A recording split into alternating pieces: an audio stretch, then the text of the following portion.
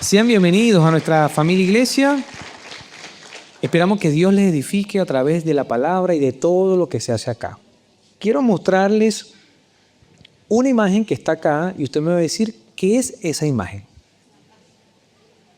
Unos dicen una casa, unos dicen un mapa, otros dicen ¿qué? Un plano. Muy bien, eso es un plano. Ciertamente tiene sus colores y tendrá su nombre técnico, pero esto es un plano. Ahora, por lo general, ¿quién hace los planos? Un arquitecto. ¿Y dónde estaba eso antes de ser plano? En la mente, ¿verdad? O sea que él pensó, él ideó en su mente, luego dibujó ese plano. Ciertamente ahora los planos no son como los de antes. Antes era con papel, lápiz, ¿cierto? Ahora son planos digitales en 3D, en render y otras cosas más. Luego de ese plano, por lo general, ¿qué se hace?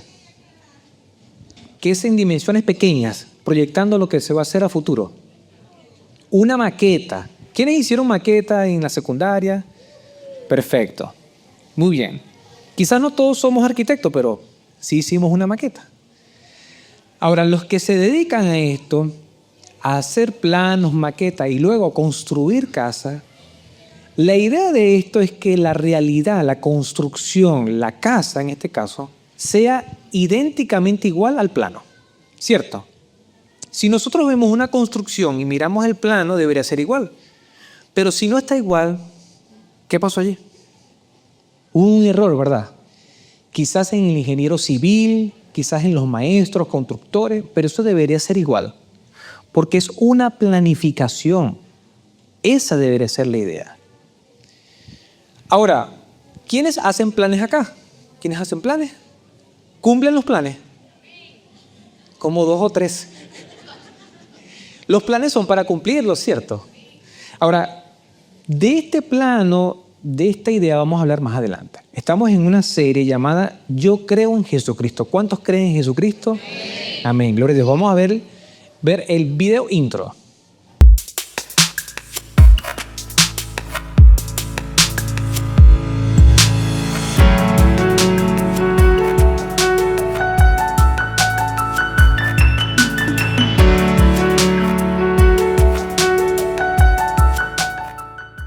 Yo creo en Jesucristo. Esta serie comenzó la semana pasada y la semana pasada abordamos el tema con la pregunta más importante. ¿Quién es Jesús?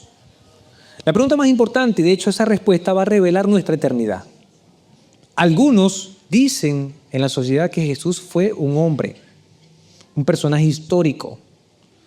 Unos dicen que fue un loco, un mentiroso. Y podemos ver muchas opiniones. Sin embargo, en el capítulo 26 de Mateo, él le hizo ese examen a sus discípulos y le dijo, ¿quiénes dicen la gente, quiénes dicen los hombres de quién es el Hijo de Dios o el Hijo del Hombre? Y ellos decían que posiblemente era Juan el Bautista, Elías y otros profetas. Luego le hace la segunda pregunta, ¿quiénes dicen ustedes que soy yo? ¿Y salió quién? Pedro a dar una respuesta. ¿Y qué dijo Pedro? Tú eres el Cristo, el Hijo del Dios viviente. Extraordinaria respuesta. Pedro, sacaste 7, le dijo Jesús.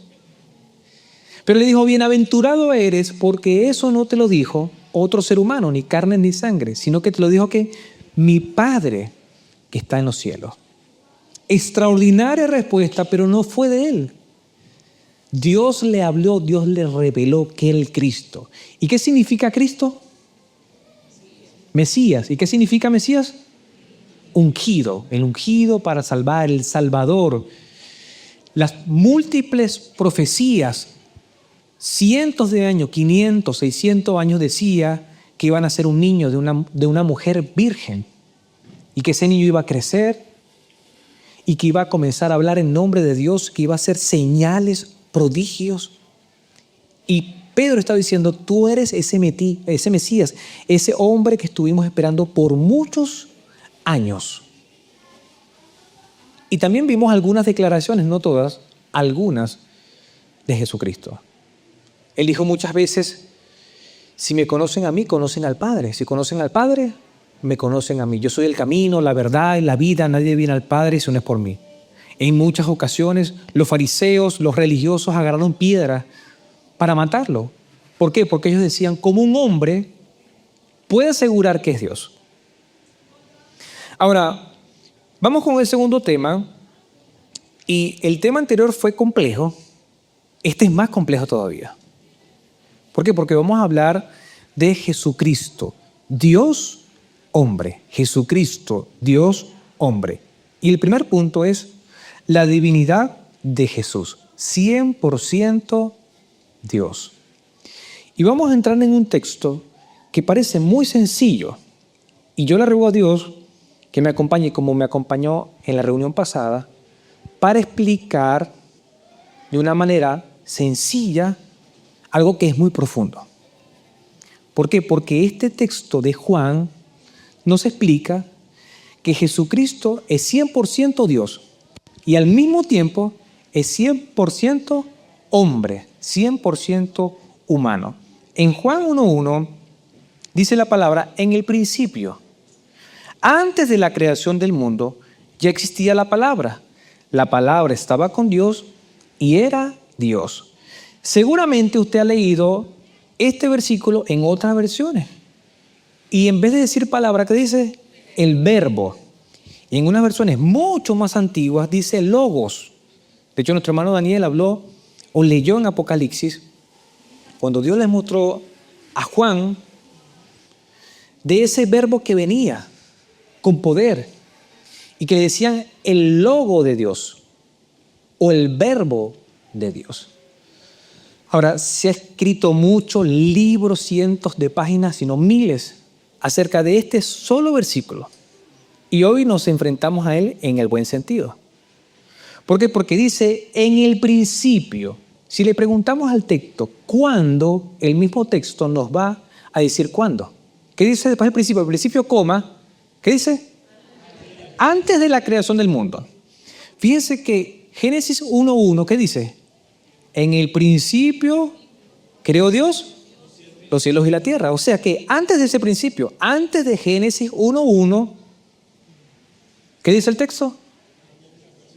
Ya existía la palabra.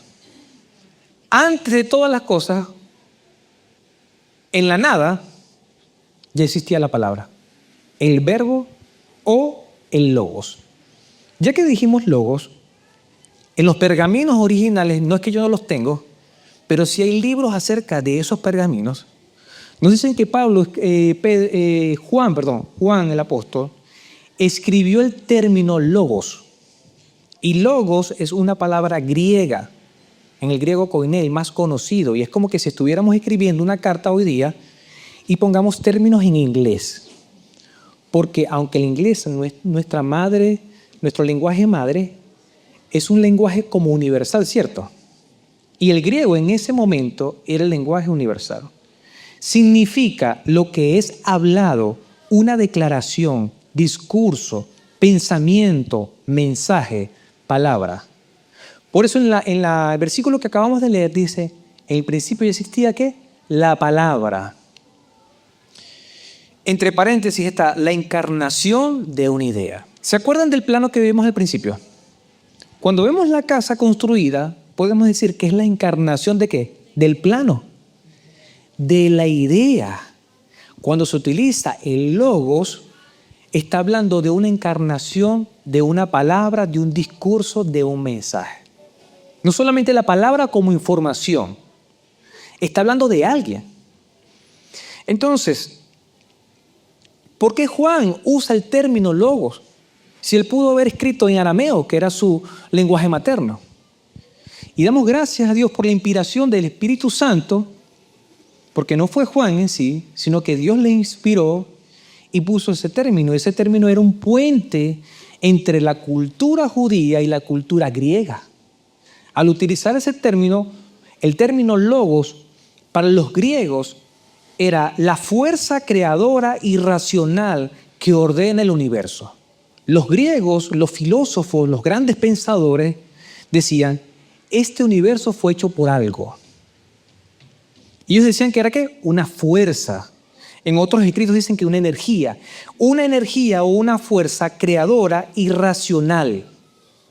No es algo desordenado, como algunas teorías que tienen mucha fuerza, diciendo que lo que vemos ahora fue producto del desorden.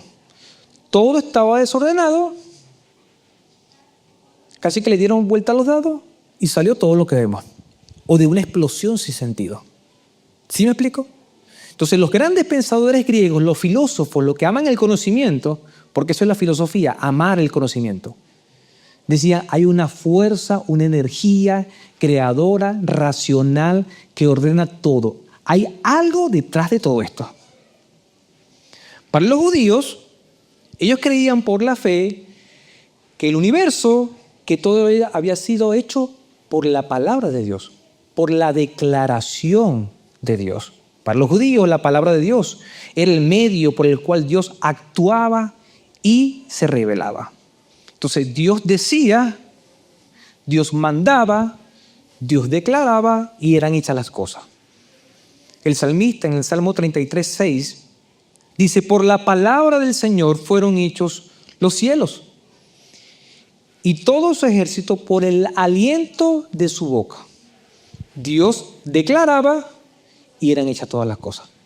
Usted seguramente ya ha leído Génesis 1:1 y Génesis 1:2. En Génesis 1 y sobre todo en el 2 vemos detalles. ¿Y cómo Dios creaba las cosas? En Génesis 1:3 dice, y dijo, sea la luz, y fue la luz. Él dijo y se hizo. ¿Cuándo usó las manos? Cuando hizo al hombre, ¿verdad que sí? Cuando hizo barro y lo creó. Pero el resto, la forma de crear, de que existieran las cosas, era a través de la declaración. Entonces, sintetizando, Juan utiliza la palabra logos, el término logos, para hacerse entender con los griegos. Porque ellos decían, esto no es casualidad. Hay una fuerza, una energía creadora que ordena, racional. Y los judíos decían, esto fue creado por la declaración del Señor, por lo que salió de la boca del Señor. Leamos de nuevo teniendo esa imagen y ese conocimiento que hemos desarrollado hasta ahora. Dice, en el principio, antes de la creación del mundo, ya existía la palabra. La palabra estaba con Dios y era Dios. Y voy a rogar a dos servidores que pasen. Robert y el hermano Miguel. Pasen por acá, pasen.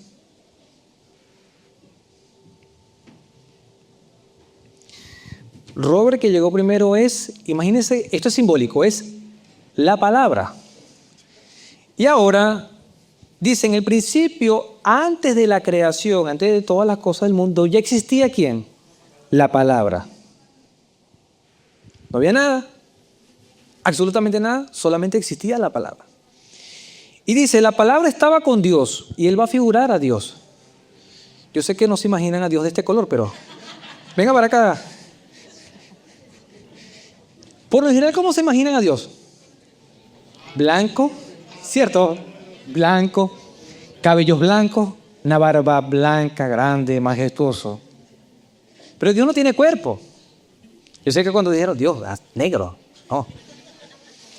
Ahora, volvemos a leer. Antes de la creación del mundo, ¿ya existía quién? La palabra. La palabra estaba con Dios. En otras versiones más antiguas dice, estaba ante Dios. Póngase cara a cara. Así. Muy bien. Ante Dios. Y era Dios. Ahora, este personaje que es Dios se pone delante y usted se pone detrás. Y solamente vemos a Dios. Es como que si se abrazaran, como si se fusionaran. ¿Sí me explico? Esta parte visual o tratando de ser didáctico muestra a dos personas. Y nosotros comprendemos eso por la fe, que Dios es trino o Dios en tres personas. Algunas preguntas, escúchala bien, porque puse cáscaras de fruta. La reunión pasada y la gente resbaló. ¿El Padre es el Hijo? Por ahí cayeron algunos. Hemos dicho que tenemos un Dios en 3 personas. Son 3 personas distintas, pero todas son Dios. ¿El Padre es Dios? ¿El Hijo es Dios? ¿El Espíritu Santo? Vuelvo y repito un poco, voy más lento, hermano. ¿El Padre es Dios? ¿El Hijo es Dios? ¿El Espíritu Santo es Dios? ¿El Padre es el Hijo? No. ¿Por qué? Porque el Padre no murió en la cruz. ¿Quién murió en la cruz? El Hijo. ¿El Espíritu Santo murió en la cruz? No. Perfecto. Ahora en este momento, ¿dónde está Dios el Padre según la palabra? Yo sé que está en todas partes porque Él es omnisciente, omnipresente. Pero dice que el cielo es el trono de Dios. ¿Quién está a su lado? El Hijo. ¿Quién está en nuestro corazón? El Espíritu Santo. ¿Estamos claros? Sí, dese un aplauso, sacó 7. Gracias, mis hermanos. Eso es lo que está diciendo Juan. Para ese tiempo, mis hermanos, expresarse de esa manera era extraordinario. Y Él estaba revelando y va a seguir revelándolo porque estamos hablando de la humanidad, pero también de la divinidad de Jesús. Recordemos que es el Evangelio de Juan. La buena noticia según Juan, pero la buena noticia ¿de quién? De Jesucristo. Porque Jesucristo dijo, arrepentidos y convertidos porque el reino de Dios se ha acercado y Él era el Rey. Entonces, dice la palabra del versículo 2, estaba ahí con Dios en el comienzo. ¿Y a quién se refiere? A la palabra, que es el Hijo, que todavía no es Jesús porque no ha nacido. ¿Verdad que sí? Al principio no estaba Jesús. ¿Cuándo comenzó Jesús? Cuando María lo parió, mi hermano. ¿Por qué? Porque Jesús es el nombre personal del Hijo de Dios. ¿Estamos de acuerdo? Los hermanos están... ¿Cuál palabra, cuál logo, cuál verbo? Fácil. Juan escribió originalmente logos. En algunas versiones dice el verbo. Aquí estamos leyendo una versión más actual, dice la palabra, pero todas es lo mismo. Para los griegos era una fuerza creadora. Para los judíos era la declaración de Dios. Y esa declaración de Dios, esa palabra que Él soltaba, hacía las cosas. Y la misma palabra de Dios en la Biblia nos va a decir quién es. Porque vuelvo y repito, no es una palabra de información. Yo sé que algunos o la mayoría se sabe una canción muy famosa que dice Jesús, hermanos míos, ¿no es verbo? ¿Del hermano quién? No, ese no es hermano. Ricardo Arjona dijo algo, pero la gente interpretó ese versículo por esa canción, diciendo que Dios o que Jesús no solamente era palabra, sino verbo de acción. Y no está hablando de verbo de acción. Se pudiera por lejanamente allí, pero queda corto. ¿Sí me explico? Arjona quiere decir que es más que palabras, es acción. Pero Juan está diciendo que el Hijo de Dios que se encarnó estaba desde la eternidad. Y Él y por Él se hicieron todas las cosas. Lo vamos a ver. ¿Estamos claros, mis hermanos? ¿Sí? Ya ni saben decir ni sí ni no. ¿Quiénes están claros? Levanten la mano. Amén, amén. Versículo 3. Todo se hizo por aquel. ¿Y se está refiriendo a quién? A una persona, que es la palabra. Sin Él, forma masculina del pronombre masculino o personal, nada se habría hecho. Y entonces él empieza a describir que esa palabra, que ese verbo, que ese logo, es alguien. Póngase en los zapatos de los judíos y en los zapatos de los griegos, que decían, esa fuerza es quién, alguien. ¿Quién es ese alguien? Esa palabra, ese pensamiento, esa idea de Dios, es alguien. Sí, es alguien. Versículo 4, la palabra le dio vida a todo lo creado y su vida trajo luz a todos. En Apocalipsis, ya lo leímos en la parte musical, le estoy poniendo 2 versiones, una antigua y una nueva. Cuando el apóstol ve esa visión, dice, estaba vestido de una ropa teñida en sangre y su nombre es el Verbo de Dios. Y en la otra versión dice, su ropa estaba empapada en sangre y su nombre era la palabra de Dios. Por lo tanto, Jesucristo era la palabra, la idea, el discurso de Dios, lo que estaba en la mente de Dios. Pero esa palabra se hizo carne. ¿Verdad bíblica? Desde antes del principio de la creación, el Hijo de Dios ya existía. Él estaba en comunión eterna con el Padre y posee su misma naturaleza divina. Por lo tanto, Jesús, el que anduvo en Galilea, Jesús de Nazaret, era 100% Dios. Era divino. Y lo demostró a través de sus actos. El apóstol Pablo lo expresa de otra manera. En Colosenses 1:15 dice, Él, refiriéndose a Jesús, es la imagen del Dios invisible, el primogénito de toda la creación. Por lo tanto, las personas que veían a Jesús andando por las aldeas, por las calles, en los caminos de tierra, estaban viendo corporalmente y visiblemente al Dios invisible, a su Padre. Versículo 16, porque en Él fueron creadas todas las cosas. ¿En quién? En Él, en la palabra, en el verbo, tanto en los cielos como en la tierra, visibles e invisibles, ya sean tronos o dominios o poderes o autoridades, todo ha sido creado por medio de Él y para Él. Por lo tanto, el foco de la creación es Jesucristo. Porque por medio de Él y para Él, para su gloria, fueron creadas todas las cosas. Y cuando hablamos de todas las cosas, ¿cuántas son? Todas las cosas. Hasta tú y yo fuimos creados por medio de Él y para Él, para su gloria.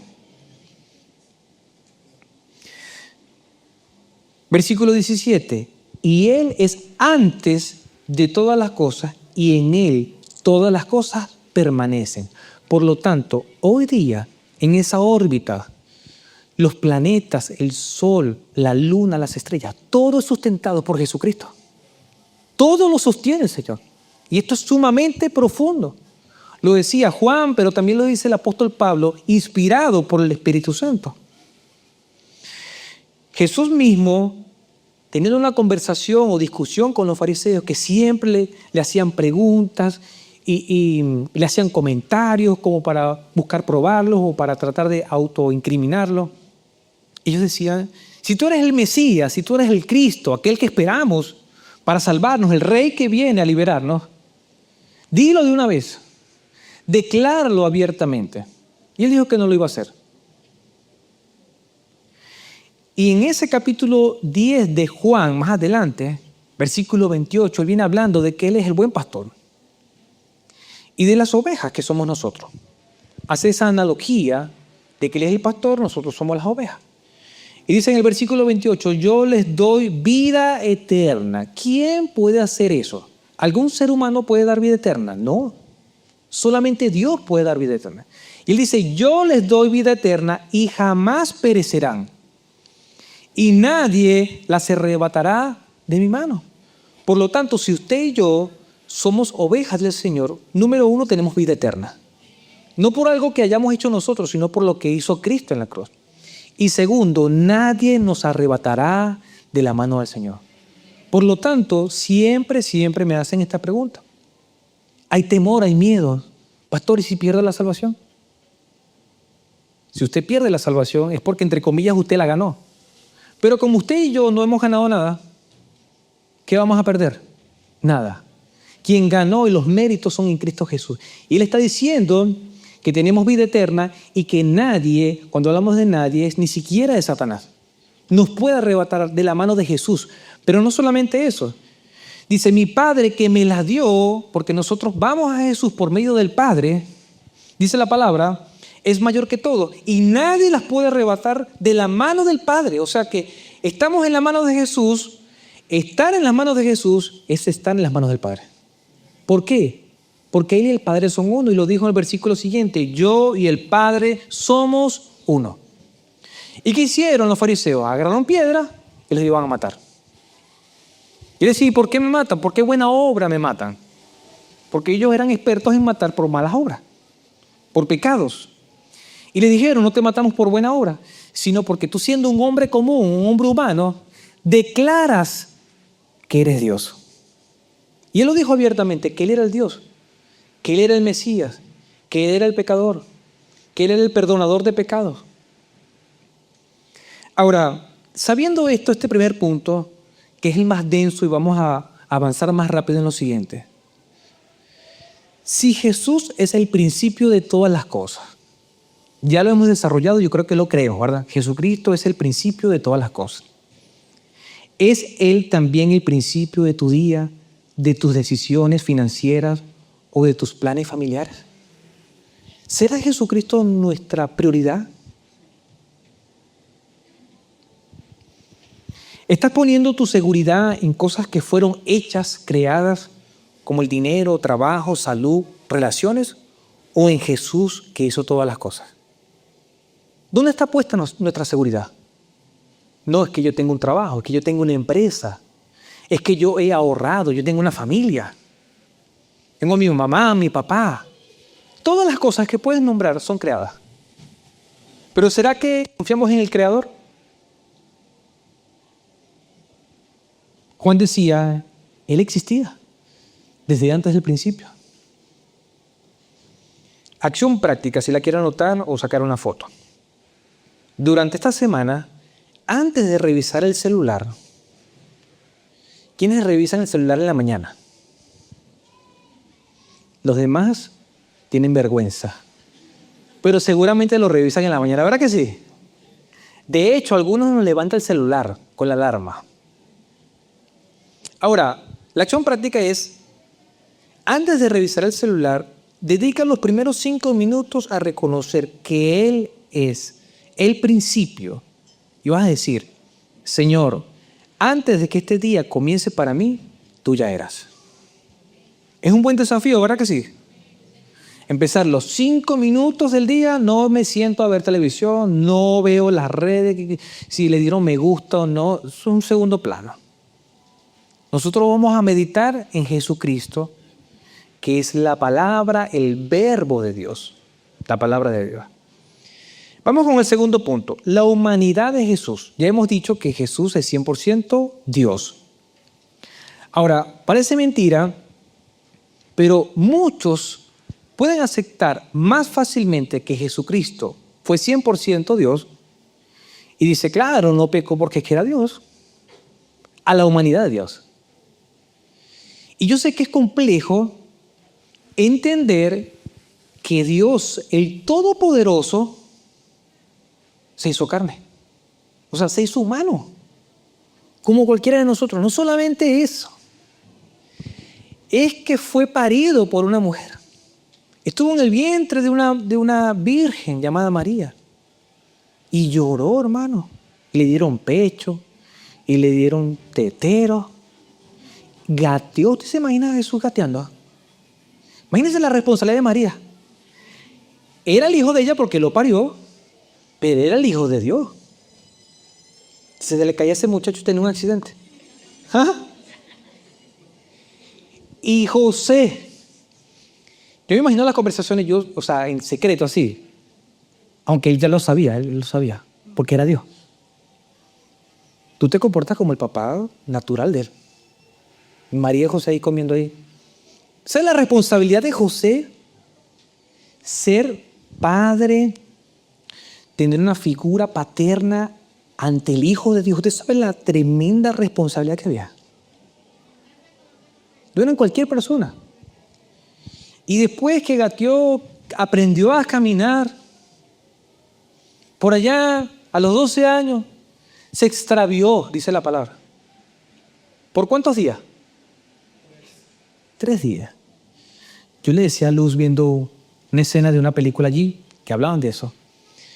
A veces nos preocupamos porque dejo de ver a Victoria o a Andrés por un minuto. Y yo digo, ¿dónde estarán? Digo yo. Imagínense 3 días. ¿Qué puede pensar usted que su hijo, su hija se desapareció por 3 días? ¿Qué no puede pensar, verdad?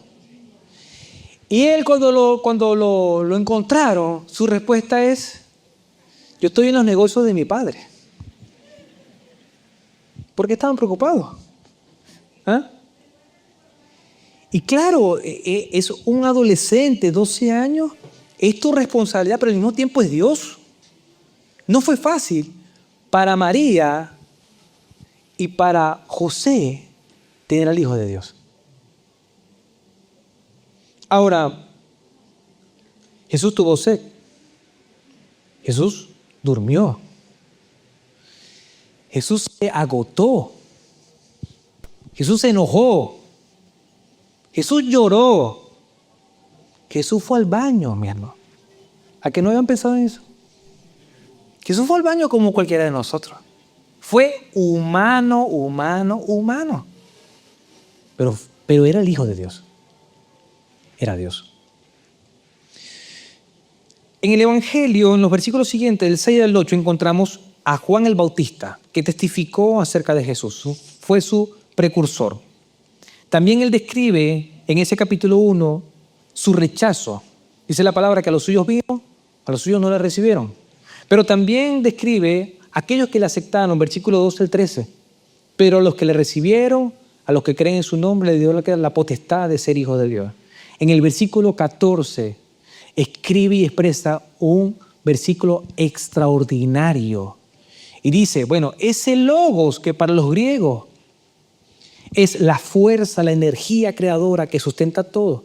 Y para los judíos, que es la palabra de Dios, la declaración de Dios, esa palabra, ese verbo, se hizo hombre. Y yo no me imagino los griegos, los judíos, leyendo esto y tratando de asimilar eso. El verbo de Dios se hizo hombre y vivió entre nosotros. Se vestía como cualquiera de esa época. De hecho, tenía un oficio. ¿Cuál era? Carpintero. Usted se imagina ahí, Jesús, hazme una mesa. ¿Usted se imagina las mesas de Jesús? Que eran así chuecas. ¿Usted cree que Jesús haría una mesa chueca? Una mesa perfecta, hermano. Yo imagino, esta pensó a Jesús, el carpintero, el Hijo de Dios. Hizo mesas, hizo un montón de cosas con madera. Aprendió un oficio. Vivió entre nosotros lleno de generoso amor y verdad. Esto es importante, lleno de gracia y de verdad. Aplicando de una vez esta parte, ¿será que usted y yo solamente decimos la verdad sin gracia o solamente la gracia sin verdad?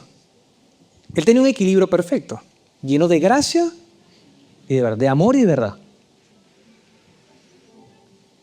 Abrazaba a algunos, le dijo que le amaba, pero también les dijo, apártate de mí, Satanás. Era así. Vimos su esplendor, vimos su gloria, y era la presencia de Dios, ese esplendor que pertenece al Hijo único del Padre. Y vemos allí que esa palabra se hizo carne. En una de las versiones más antiguas dice tabernaculizó. En el Antiguo Testamento vamos a ver una imagen. Dios reveló a la mente de Moisés un tabernáculo, una tienda de reunión. No es la mejor comparación, pero era como una carpa de cine. Perdón, una carpa de circo, que se arma y se desarma. ¿Usted ha visto las carpas de circo? Se arma, están un tiempo allí, después están otro tiempo y así. Bueno, esta era la tienda de reunión. Y eso que ven allí es el atrio, lo que lo separa de la parte exterior. Una vez entrando allí y pasando por la entrada principal, que estaban unos elementos donde quemaban los sacrificios y se lavaban las manos, entrando, lo primero que se conseguía era el lugar santo. Y al fondo estaba el lugar santísimo. Y en ese lugar santísimo estaba la misma presencia de Dios, la gloria de Dios. Como una carpa hecha con madera, con elementos, con tela, contenía la gloria de Dios, la presencia de Dios. Fue así. Una tienda contenía la gloria de Dios. Y si la gloria de Dios, la nube, la presencia de Dios se movían la tienda. De esa manera, en el Antiguo Testamento, Dios hizo un puente entre Dios y los hombres. Había un sumo sacerdote que entraba al lugar santísimo, rociaba la sangre sobre el arca y podía haber perdón, liberación, remisión de pecado. Era el puente. Ahora, ¿qué está diciendo Juan? Cuando dice el verbo se hizo carne, es que se hizo como un tabernáculo, pero no fue una tienda. O sea, se hizo humano. En el Antiguo Testamento, la presencia de Dios bajó y estaba allí en forma de carpa. Pero en el Nuevo Testamento, ¿cuál era la forma? La forma de Jesús. Y Él estaba allí y era Dios caminando entre nosotros. Profundo, ¿verdad esto? Extraordinario. Ese verbo se hizo carne y se hizo como un tabernáculo para nosotros. Ahora, en Colosenses hay un llamado de atención del apóstol Pablo. Dice, no permitan que nadie los atrape con filosofías huecas. Y esto es importante, mis hermanos, y hago un llamado de atención porque estamos en unos días muy malos, muy peligrosos. Y fíjense, la filosofía es la ciencia del amor al conocimiento. Y hay pocos filósofos ahora. Aunque la palabra dice que son filosofías huecas porque son humanas, antes, hace tiempo atrás, habían filósofos, como los griegos, que pensaban y decían y duraban todo un día o quizás semanas o hasta años. ¿Qué es el amor? Decían y pensaban. Y ahí nació gente como Aristóteles, Sócrates y otros más. Grandes pensadores que se planteaban preguntas, ¿qué es la vida? ¿Qué es el hombre? ¿Qué es la mujer? Y así. En nuestros días, usted le dice a cualquiera, ¿qué es el amor y qué van a hacer? ChatGPT. ¿Qué es el amor? La respuesta, eso es el amor, dice. Usted busca en Google y lo primero que te da es una respuesta generada ¿por qué? Por la IA. Entonces usted agarra eso como verdad y ese es el concepto que usted tiene del amor, de la vida, de Jesucristo, de todo. Y eso es amén. ¿Por qué? Porque ya ahora no pensamos, buscamos, agarramos esa información, la integramos y eso es. ¿Cómo pensamos nosotros? No vaya a buscar en ChatGPT. ¿Ya ven, hermanos? ¿Cómo pensamos? Hay unas neuronas. ¿Se acuerdan de eso, verdad? Tenemos neuronas. Y cuando se aproximan, hay un proceso llamado ¿cómo? Gloria a Dios, sinapsis, por medio de las dendritas. Y cuando nosotros no pensamos, las neuronas es como si estuvieran envejeciendo. No hay sinapsis. No hay un proceso químico porque Dios nos formó así. Para pensar, no solamente para buscar y tragar la información. Tenemos que pensar, mis hermanos. Es necesario pensar. Nos hemos vuelto perezosos en cuanto al pensamiento. Y volviendo al punto de acá, dice, no permitan que los atrapen con filosofías huecas. Porque Él va a hacer un contraste entre la filosofía, que es el amor al saber, con Cristo. Y dice la palabra, y disparates elocuentes. Hay gente que es elocuente, que es que le dicen algo a usted y la forma en que lo dicen, usted dice, no, que eso es verdad. Pero es que un disparate. ¿Usted ha visto gente que es elocuente para hablar? Y lo peor de todo es que hay disparates hasta en el púlpito. Hay pastores que lo que hablan son ¿qué? Disparates elocuentes y como en la forma que te lo dice, entonces, gloria a Dios. Usted lo buscó en la Biblia. Usted puso una, ¿cómo es que se llama esa masa gris que tenemos aquí? Cerebro. Ese cerebro, mis hermanos, nos ayuda a pensar. Tenemos que pensar, leer, meditar en su palabra. Que nacen del pensamiento humano y de los poderes espirituales de este mundo y no de Cristo. ¿De dónde nacen los disparates elocuentes y esas ideas? Tienen dos fuentes. Pensamiento humano y el otro, poderes espirituales, o sea, demonios. Los que están hablando disparates elocuentes están hablando cosas de demonios. Entonces, Pablo dice, no permitan que nadie los atrape, porque esos nos van a atrapar. Pues en Cristo, dice la palabra, habita toda la plenitud de Dios en un cuerpo humano. Extraordinario. Está diciendo lo mismo, pero con otras palabras. Y no es de él, es inspirado por Dios. Ahora, sabiendo que Jesús fue humano, eso nos debería ayudar a entender al Hijo de Dios, pero también a entendernos a nosotros, porque nosotros somos humanos. Y Jesús sabe qué es sentirse humano. Jesús sabe lo que es estar cansado, lo que es estar frustrado, lo que es tener un ataque de pánico. ¿Se acuerdan cuando Jesús estaba en Getsemaní y dijo, me siento morir? Y que sudaba como gotas de sangre. Jesús sabe lo que es eso. Y cuando tú y yo hemos tenido quizás esos ataques de pánico, que hemos estado paralizados, Jesús sabe eso. Él nos comprende porque Él fue humano, sabe lo que es la debilidad humana. Ahora, como acción práctica de este segundo punto, esta semana visita a un hermano.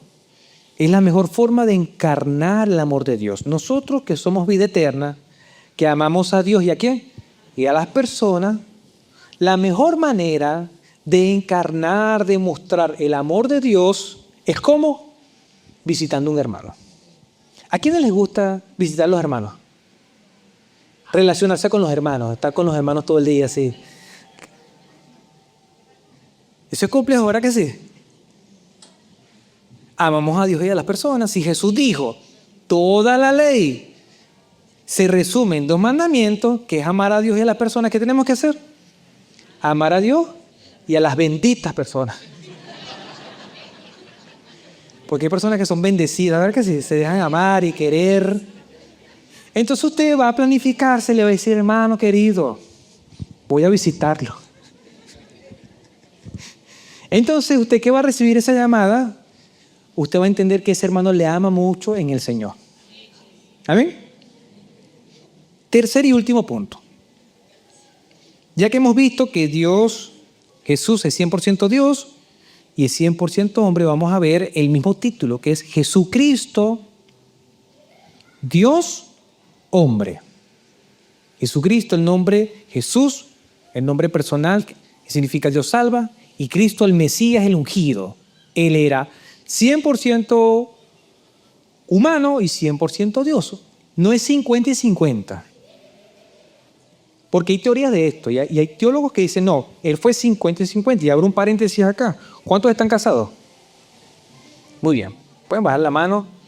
Damos gloria a Dios porque están casados hasta que la muerte los separe. Amén. Unos dijeron amén. Con respecto a los casados, que están felizmente casados, hay un tema que es complejo, que es la administración del dinero. Y en consejería es increíble lo que salen, pero hay varias teorías con respecto a la administración del dinero. A veces uno le pregunta, ¿y cómo es la administración del dinero? Entonces ellos dicen, no, nosotros somos 50 y 50. Él pone el 50%. Y yo, dice la mujer, pongo el 50% y hacemos el 100% y cubrimos todo. Les pregunto, ¿eso es bíblico? Los hombres dicen que no y las mujeres están. Las hermanas, cero, están así. ¿Qué se trae el pastor? Lo ideal, mis hermanos, si no lo sabían, lo ideal es que el hombre da el 100%. Las hermanas dicen amén. Dios está hablando. Denle un aplauso al Señor. Continúo. Y la mujer da el 100%. Amén. Aleluya. Así debería ser. Una vez que dan el 100% ambos, ¿quién lo debería administrar?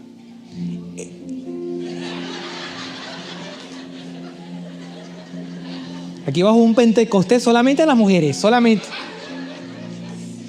¿Quién debería administrar el dinero?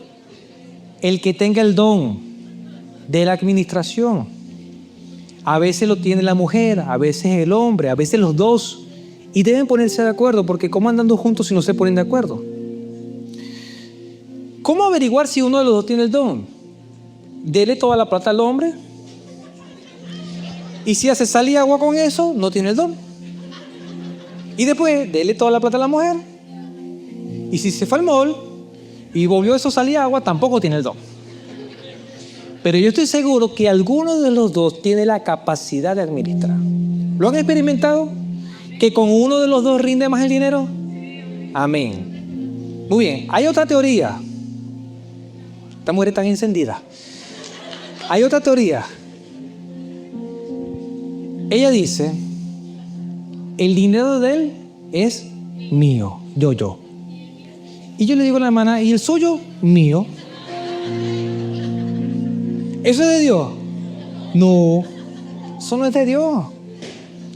La hermana y el hermano tienen que dar el 100%. Y vuelvo y repito, ambos o uno de los dos, el que tenga el dos, debe administrarlo como para el Señor. Cierro paréntesis. ¿Por qué digo eso? Porque hay unos teólogos que afirman, no, Jesucristo era 50 y 50. No, Él era 100% humano y 100% Dios. Dicho esto, en versículo 15 de Juan 1, dice, Juan dio testimonio de Él, diciendo abiertamente a la gente. Juan está hablando del otro Juan, de Juan el Bautista, el que preparó el camino. Este es el del que yo les hablaba. Era de Él que les decía, el que va a venir después de mí es más importante que yo, porque existía antes que yo. Jesucristo, como el Hijo de Dios, Jesús, nació después de Juan. Ellos eran primos. Pero él está diciendo, hay uno que viene después de mí, pero es antes de mí. O sea, es Dios, existía antes de todas las cosas, pero también es humano.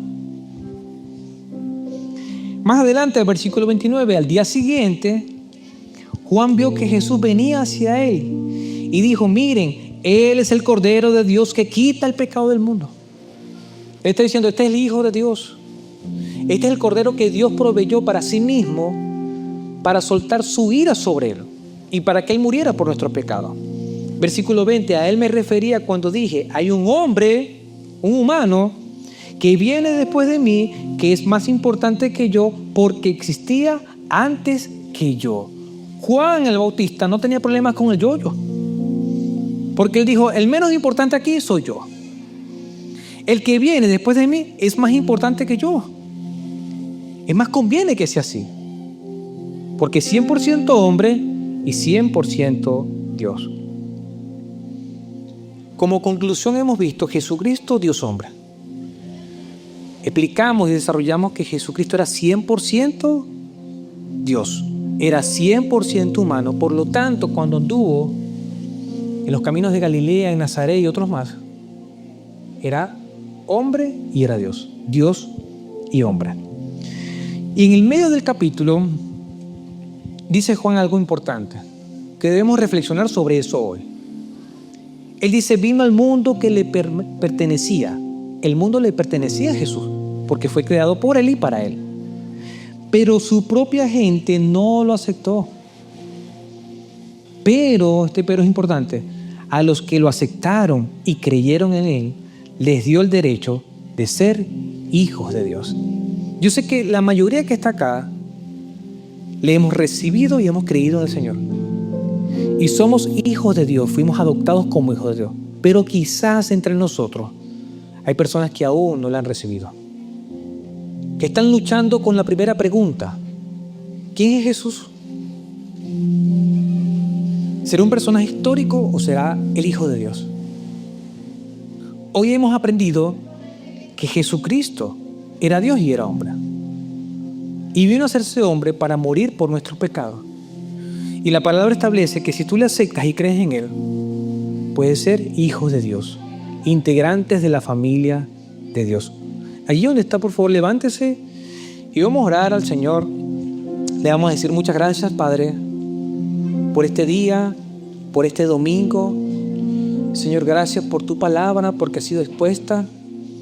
Te damos gracias porque tú nos has dado entendimiento y hemos comprendido que ese verbo, ese logo, esa palabra se hizo carne y habitó entre nosotros.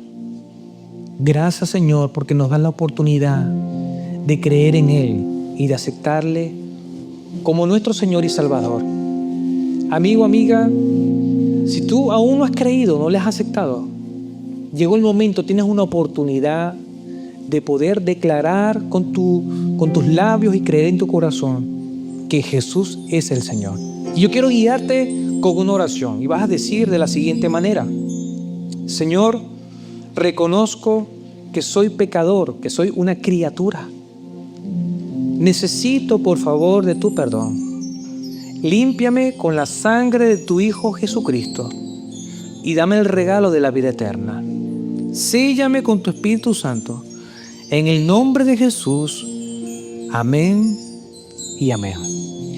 ¿Alguno de los que está acá hizo esa oración por primera vez? ¿Puede levantar su mano?